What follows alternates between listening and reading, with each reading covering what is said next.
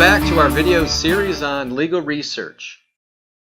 This video is an overview of secondary sources. These are extremely important tools to most legal research projects. It is important to remember that secondary sources are not the law. They are never the law. Okay? They provide commentaries on the law, which means they may explain the law, they may analyze the law, and they may even sometimes critique the law. But secondary sources are never the law. So you may ask then, why do we use secondary sources? Secondary sources have two main purposes. First, you will often find it easier to understand the law when you begin your research with a commentary rather than the law itself. Also, secondary sources provide references to primary authorities, such as cases and statutes. For these reasons, secondary sources are often a good place to start your legal research. Now, there are many types of secondary sources. The most often used secondary sources are the following: legal dictionaries, legal encyclopedias, treatises, legal periodicals, American law reports, also commonly known as ALRs, restatements of the law, and uniform laws and model acts. Before taking a closer look at these various sources, it is important to understand the differences between secondary sources. One key difference is the depth of treatment given to the law. This diagram illustrates the depth of treatment given in the commonly used sources. For instance, if you are looking for a basic overview on a topic, you would want to select a resource at the top of the pyramid, such as a nutshell, a dictionary, or an encyclopedia. If you need extensive treatment, you would want to consult a resource at the bottom of the pyramid, such as a treatise. Now about the resources themselves, starting with legal encyclopedias. There are two main legal encyclopedias, the CJS, which is the Corpus Juris Secundum, and AmJur, which is American Jurisprudence Second.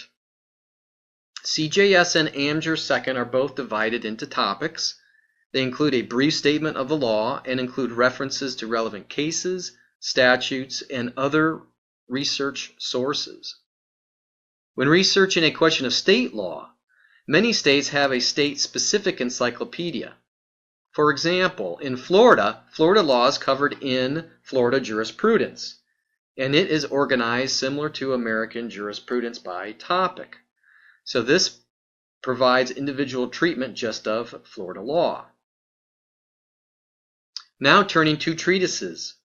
Treatises have a narrower focus than encyclopedias. This means that they may treat a subject in greater depth than a legal encyclopedia would. But, like encyclopedias, treatises cite to primary authority. Examples of treatises are Corbin on Contracts, Wright and Summers on the Uniform Commercial Code, and Wright and Miller's Federal Practice and Procedure. Just about every area of the law will have a treatise. To find treatises in print, you can search the library's online catalog or ask a librarian for a recommendation.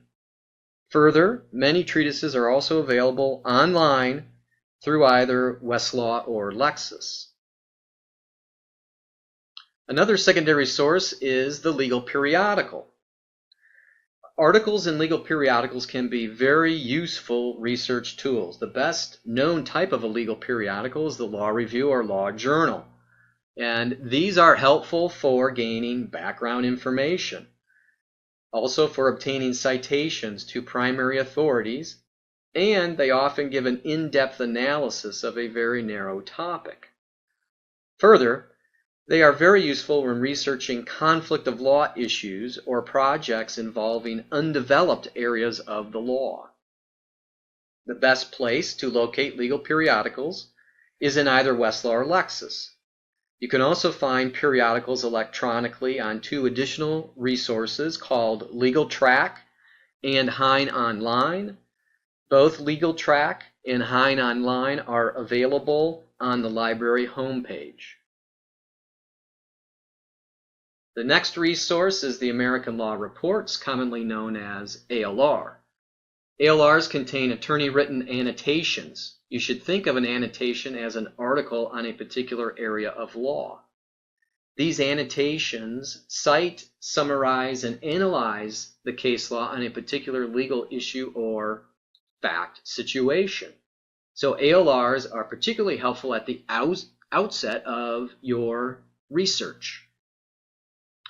And they're also helpful when needing persuasive authority from other jurisdictions. Now, the American Law Reports is a very large series of books. There's the first series, the second series, all the way up to the sixth series, and including the ALR Fed. Generally speaking, the ALR first and ALR second are out of date. So you will want to focus on ALR 3rd through 6th, and if you're doing federal specific research, you would want to focus in on ALR Fed. Next are Restatements. This resource is published by the American Law Institute. Restatements, in essence, restate the common law rules on a subject. Most first-year students become familiar with the Restatement on Contracts and the Restatement on Torts. Restatements are published in many other areas of the law as well, such as property, agency, and trust, just to name a few. But remember, restatements only cover common law subjects. The restatement breaks down the common law rule and provides commentary on the rule and illustrates how the rule applies to certain situations. The best place to locate a restatement is to search the library's online catalog. The last resource covered in this video is Uniform Laws Annotated. This resource contains proposed uniform laws and model acts that can be adopted by state legislatures.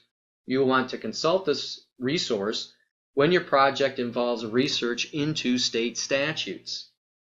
To locate information in print, consult the online catalog or check with the librarian to find out where it is located in our library.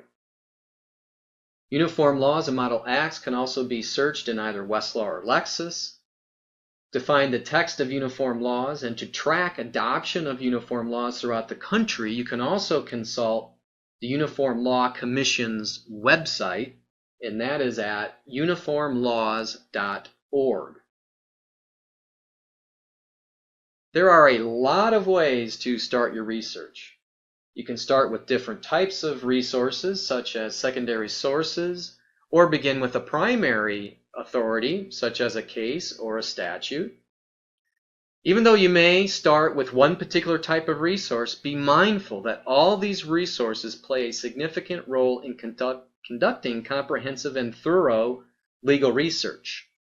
And so even if you start with a case or a statute, you're going to want to circle around and look at a secondary source to help you gain an understanding of that law and also additional material to look at. So this concludes our session on secondary sources, and please remember to take the quiz.